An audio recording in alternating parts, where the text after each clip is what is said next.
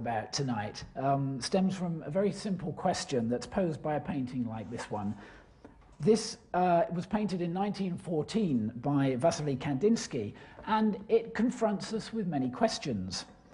What led Kandinsky to abandon the figurative for the abstract? What did these forms mean to him? What's he trying to tell us? Well, these are the questions that art historians and critics have tended to ponder.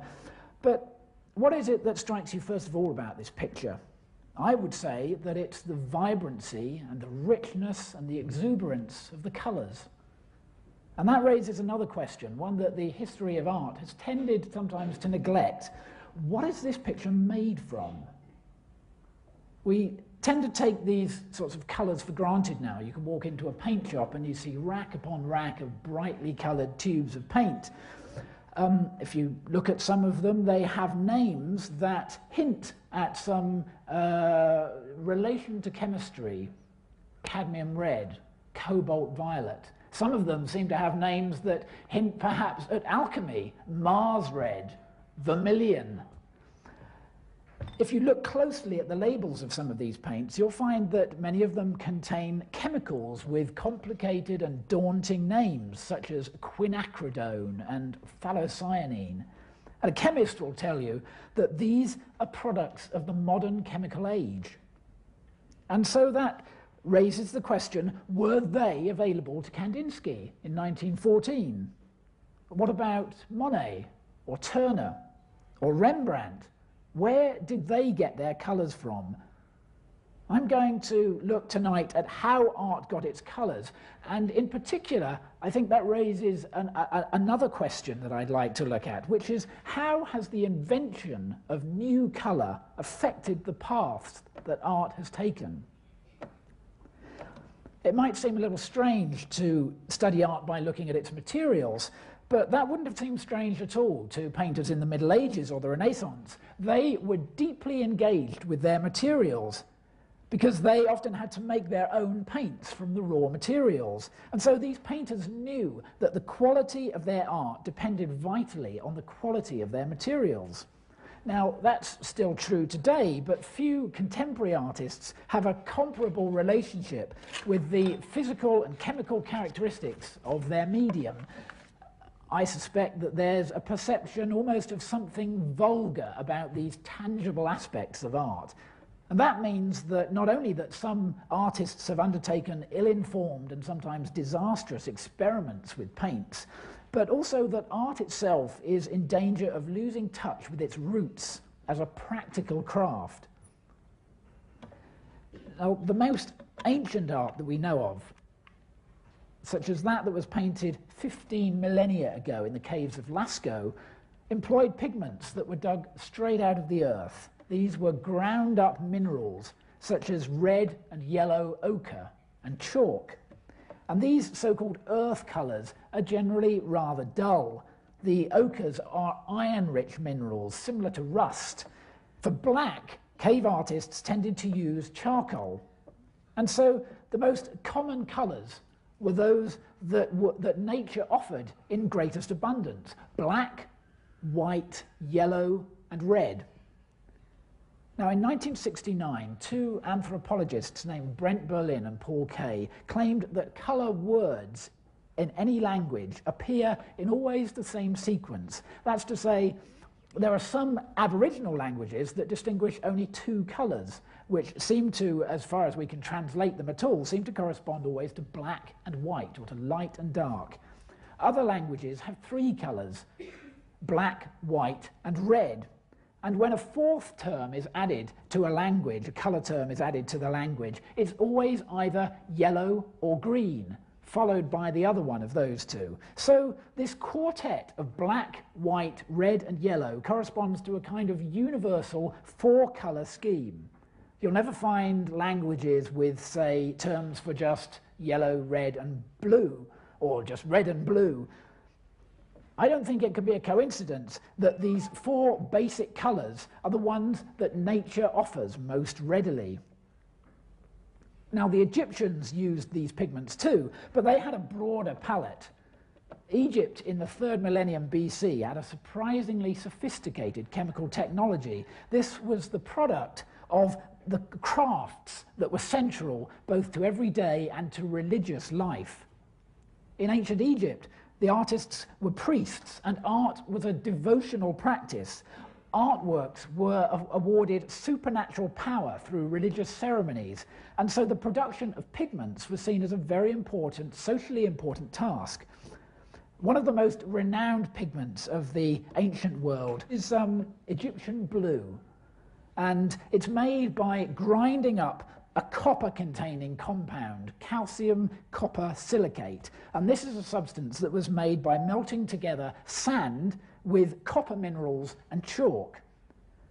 Now, it was probably discovered as an offshoot of the manufacture of blue glazed stones called faience, which were first made in Mesopotamia in around 4500 BC. Faience was used for decorative purposes, and it stimulated experiments with materials and with the design of kilns that probably also led to the discovery of glass and of the smelting of copper, the discovery that began the Bronze Age.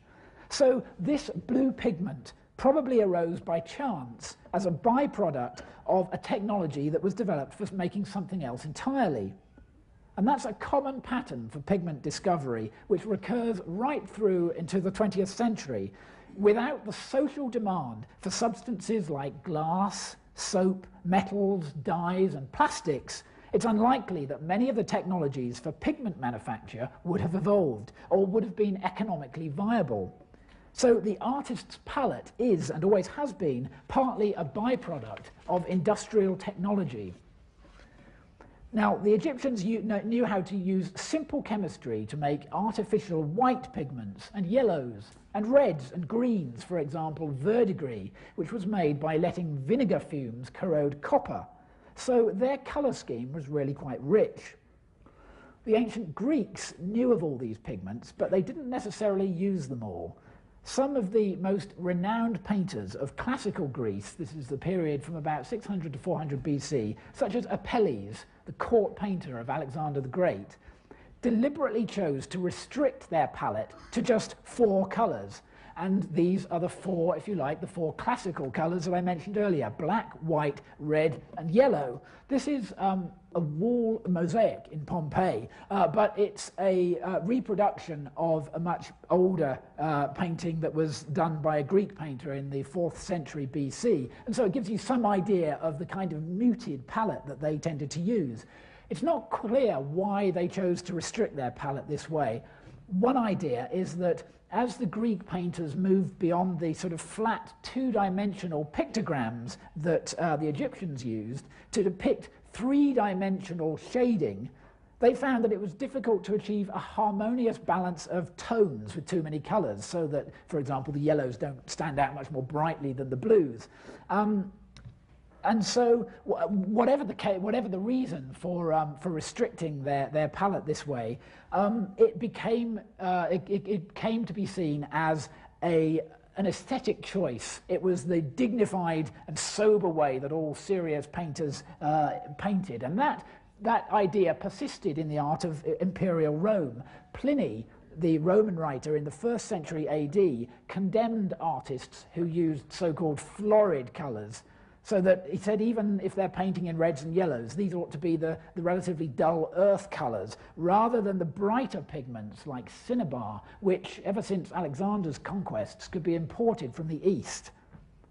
Pliny feared that the sensuousness of these oriental colours would corrupt the supposed purity of artistic expression that was developed in classical Greece. But unfortunately for Pliny, public taste was more vulgar than that. It delighted in bright colours. This is a mural from Pompeii, and you can see just how bright some of these colours were in Rome. Unfortunately, many of the mural techniques of the ancient world don't preserve these colours well. Once they're exposed to sun and air, the paints tend to flake off and discolour, and so they tended to leave the buildings and statues bare of their original colours. And that made the classical world seem now much more like much more of a drab, pale place than it really was. Well, chemical technology positively thrived in the 8th and 9th centuries, not in the Christian West, but in the Islamic Middle East, where Arabic scholars mixed Greek philosophy with the practical skills that flourished in Alexandrian Egypt. And these things were blended in the art of alchemy. Even today, alchemy, I think, is widely misunderstood. The popular image is of crazy old men boiling up potions to turn lead into gold, or charlatans getting rich by persuading gullible kings that they can do this. Alternatively, it's become popular to see it as purely an allegory for the ultimate goal of spiritual transformation. Now, alchemy had both of these aspects, but I think it's generally more appropriate to regard it as a kind of pre-scientific chemical technology. The Italian craftsman Cennini Cennino wrote a craftsman's manual around 1390 in which he described many of the pigments that were then available and how they might be obtained and how they should be used. And he mentions alchemy frequently, but not in the sense of it being some esoteric or mystical art. Instead, it's clear that he regards it simply as a convenient manufacturing method for his colours. Well, it's no coincidence that the alchemists were making colours for artists, because colour is central to alchemy. To make the philosopher's stone, the substance that could allegedly transform base metals to gold, one has to conduct chemical reactions, it was thought, that were going to take the raw materials through a specified sequence of colour changes. So it's not surprising that alchemists tended to focus their attention on the substances that offered the widest range of different colours, and it turned out that many of these same materials were being used by artists as pigments. Take lead, for example. It was known since ancient times that exposing lead to the fumes of vinegar and animal dung turned it white, owing to the formation of the chemical lead carbonate. And this was known as white lead, and it was the painter's finest white pigment right up until the 19th century. Now, if you roast white lead carefully in air, you can convert it to lead tetroxide, which is red. And this pigment, called red lead, was used in the classical world since at least the 2nd century AD. Cennino Cennini says that it's manufactured by alchemy.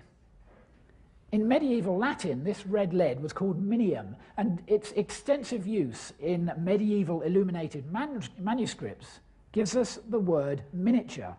So it's purely coincidental that these works happen to be small. Miniature doesn't mean that the works are small. It means literally that they're painted in minium, in red lead. Well, if you roast red lead a little more, you can create a yellow material, lead monoxide, or litharge as it was called. And this was used in the Middle Ages as a pigment under the name massicot. Now, to us, there's nothing extraordinary about these reactions of lead with various gases, but to alchemists, they'd have been seen as evidence of some fundamental change that was somehow purifying the lead, bringing it closer to the colour of gold. But the finest red pigment of the Middle Ages was, to the alchemists, perhaps the most fascinating substance of all. The Islamic alchemists